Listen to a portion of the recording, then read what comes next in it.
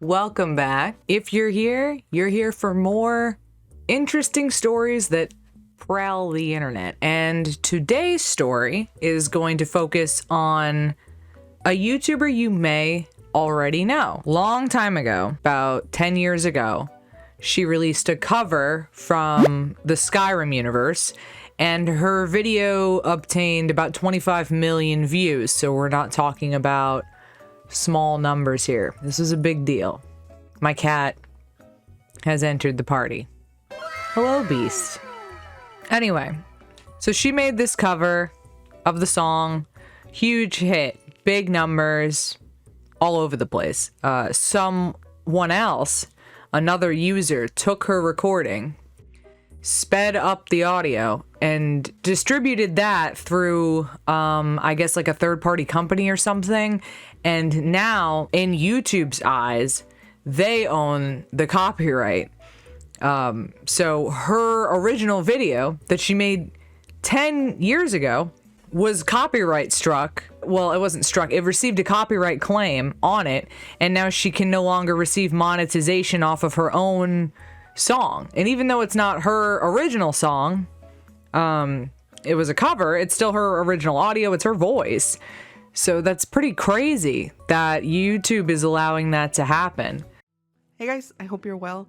I've been dealing with some issues here on YouTube, and I wanted to explain because I'm going to be making a couple of changes. My Dragonborn Comes video got claimed, and it got matched to a version of the song. Somebody took my audio and made a faster version of it, like a chipmunk style version of it. And this person is now distributing this track, this altered track, through a service that not only delivers to Spotify and Apple Music, but also monitors YouTube. And since it's the same actual recording, it got matched to my channel, and the video is claimed, and I'm unable to monetize it. If it got claimed on my channel, I can only assume it got claimed everywhere else. And over the last 10 years, I cannot count the amount of times I've given people permission to use this audio. She said herself in the video that when people asked to use her song, she would always say she didn't own the copyright. Bethesda did, and it was a cover, so it was pretty much just free for the people.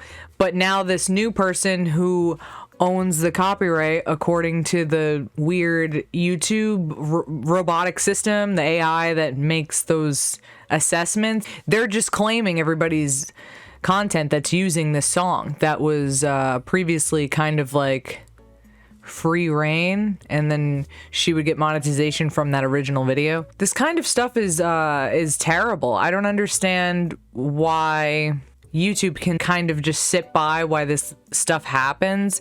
They kind of have this policy where they let the users figure out what's going on with the copyright stuff. Let's hope everybody's honest. Let's hope everybody's truthful and morally correct for the most part. But as you and I know, just from living out in life, that is not true. There's always going to be somebody who's trying to like get an angle or something. And in this situation, someone else is just falsely stating that they own the audio so that they can make money off of it. And this is not the only person who's been doing this. PewDiePie actually made a video talking about this stuff, but there's a lot of accounts that will take either non-copyright music that's designed for YouTubers and stuff. They'll take that, claim it as theirs, and then all the creators that use that audio under the presumption of it being fair use, like free to use, no copyright, they're going to get a copyright claim off of it. And then they're not going to be able to monetize their video.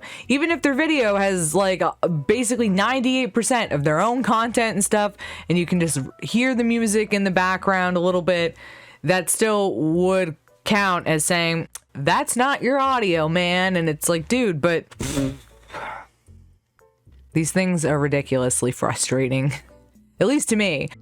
I've also noticed that whenever I perform the Dragonborn Comes live on stream, it gets claimed, that the composition, by a company in Europe that I don't think is related at all to Bethesda. So it's all of these things happening with the copyright issues on YouTube right now that feels like a whirlwind. And it made me think about the status of my channel in general and what I plan to do with it going forward. I think over the last several years, it has been steadily declining in views and the income as well. The income is a fraction of what it used to be back in the good old days. And I feel that over time, YouTube has become a less friendly platform towards independent musicians. I think that it prefers, longer watch times. And so for short videos like this, and especially somebody that like me that is not consistent, I feel like the channel is forgotten. I really feel for the original creator in this instant. Not only can she not make money off of the original audio, but now she can't even help the people who are getting copyright struck because she is got a claim on her. Anyway, so it's all terrible. It's all a bad time. It's just a bunch of shady, lame behavior. I've actually had something similar happen to me before where I used an audio that I purchased the rights for. Like it was from an outside website. Somebody had created a background beat type thing, and I had purchased the rights to be able to use them for profit. I paid all those fees, and then I still got a copyright strike for it. And I was able to sort it all out, but I had to sort it out privately, outside of YouTube entirely. If you're not able to sort this stuff out privately, as in if somebody is basically trying to rob you of your own content and you can't deal with it privately because you could go up to the person robbing you and be like, "Hey, don't rob me, that's lame." And the person robbing you will be like, "I don't care." And then you're just going to go back and forth in this cycle and nothing's going to get accomplished, which is essentially what is happening, which I don't think should be a thing. I think at some point, some kind of step in there. I don't know if it would make sense if there was like a form you could fill out with proof that you own the copyright and have like a human interact with it or something, but it shouldn't be so hard to get these things sorted out. And it sucks when creators like this are kind of given the short end of the stick.